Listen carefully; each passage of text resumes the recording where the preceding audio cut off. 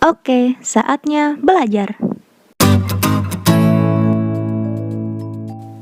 Hai adik-adik, kali ini kita akan belajar mengenai peristiwa kebangsaan seputar proklamasi kemerdekaan pembelajaran kedua. Sebelum belajar, kita berdoa dulu ya.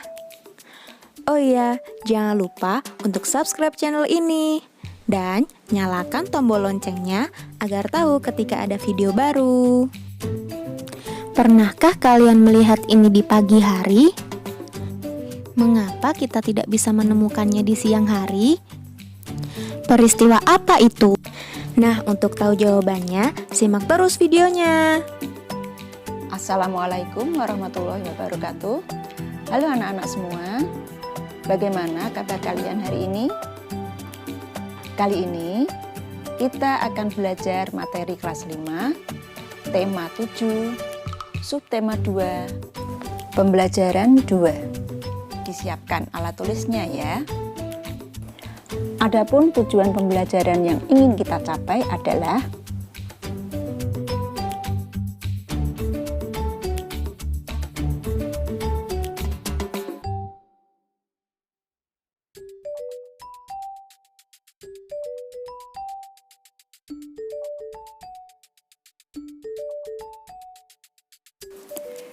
Beni dan ayahnya di kebun cengkeh milik Pak Rudi.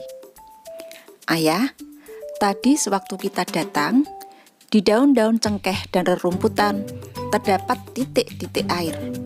Kemana perginya titik-titik air itu? Mengapa sekarang tidak ada lagi? Tanya Beni. Itu namanya embun. Tadi ketika kita datang masih pagi. Jadi, masih banyak kita jumpai embun di dedaunan. Sekarang sudah siang. Embun-embun itu menguap terkena panas sinar matahari. Jelas ayah. Peristiwa ini disebut penguapan. Proses penguapan embun terjadi dengan bantuan energi sinar matahari dan angin. Akibat panas dari sinar matahari, air menguap menjadi uap air. Lanjut ayah. Oh begitu. Beni mengangguk-angguk. Energi panas atau kalor memiliki peran utama dalam proses penguapan tersebut. Energi panas dapat mengubah suhu benda dan dapat mengubah wujud benda. Jelas ayah lagi. Peristiwa yang terjadi di kebun cengkeh milik Pak Rudi tadi merupakan peristiwa perubahan wujud benda.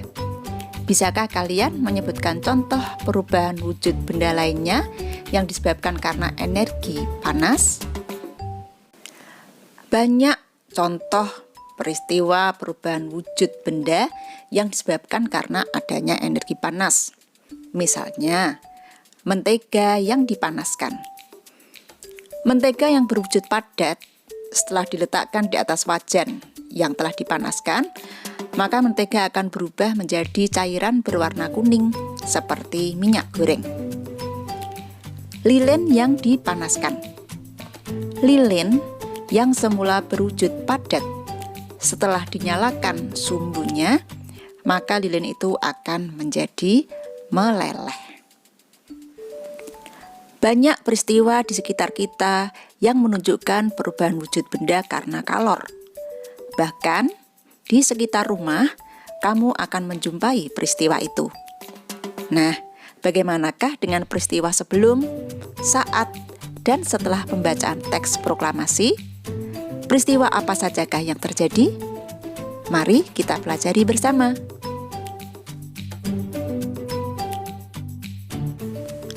Banyak peristiwa terjadi turut mengiringi peristiwa pembacaan teks proklamasi. Peristiwa yang terjadi menjadi catatan sejarah penting bagi bangsa Indonesia. Berikut ini urutan peristiwa sebelum proklamasi. Awal tahun 1945, Jepang mulai mengalami kemunduran dalam Perang Dunia Kedua. Untuk menarik simpati bangsa Indonesia agar tetap membantu Jepang dalam berperang, maka Jepang menjanjikan kemerdekaan kepada bangsa Indonesia. Untuk itulah tanggal 7 Agustus 1945 dibentuklah PPKI yang fungsinya adalah untuk mempersiapkan proklamasi kemerdekaan Indonesia. Pada tanggal 6 dan 9 Agustus 1945, kota Hiroshima dan Nagasaki dijatuhi bom atom oleh sekutu. Dengan hancurnya dua kota ini membuat Jepang semakin lemah. Hingga akhirnya tanggal 15 Agustus 1945 Jepang menyerah tanpa syarat kepada sekutu. Namun, Jepang merahasiakan kekalahannya ini dari rakyat Indonesia. Meskipun begitu, ada seorang pemuda Indonesia yang bernama Sultan Syahrir yang mendengar kekalahan Jepang ini, dan kemudian golongan muda mendesak golongan tua agar segera memproklamasikan kemerdekaan. Keinginan kuat golongan muda agar kemerdekaan segera diproklamasikan ternyata berbeda dengan pendapat golongan tua yang menginginkan kemerdekaan dilakukan sesuai janji Jepang. Karena ada perbedaan pendapat, maka pada tanggal 16 Agustus 1945 dini hari terjadi suatu peristiwa yang disebut dengan peristiwa Rengas Dengklok, yaitu golongan muda membawa Insinyur Soekarno dan Dr. Andes Muhammad Hatta ke Rengas Dengklok dengan tujuan agar tidak terpengaruh oleh Jepang. Perbedaan pendapat antara golongan muda dan golongan tua ini akhirnya ditengahi oleh Bapak Ahmad Subarjo, dan mereka bersepakat akan memproklamasikan kemerdekaan pada tanggal 17 Agustus 1945.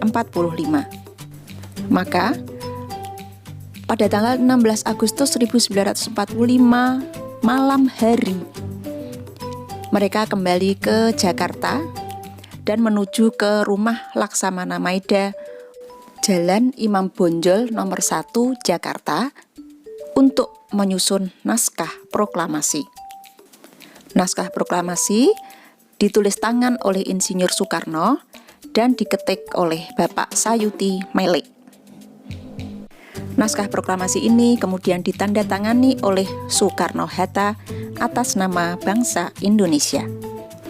Keesokan harinya, tanggal 17 Agustus 1945, naskah proklamasi dibacakan.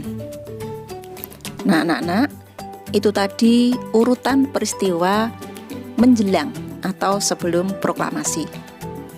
Ini adalah naskah proklamasi yang ditulis tangan oleh Insinyur Soekarno. Sedangkan yang ini adalah naskah proklamasi yang diketik oleh Bapak Sayuti Melik. Lalu, apa saja peristiwa penting saat proklamasi? Peristiwa proklamasi merupakan puncak perjuangan bangsa Indonesia dalam merebut kemerdekaan. Hal-hal penting pada saat peristiwa proklamasi antara lain: proklamasi dilaksanakan pada tanggal 17 Agustus 1945 pada pukul 10 waktu Indonesia Barat, dilaksanakan di halaman rumah Insinyur Soekarno, yaitu Jalan Pegangsaan Timur nomor 56 Jakarta. Naskah proklamasi dibacakan oleh Insinyur Soekarno dengan didampingi Dr. Andes Muhammad Hatta.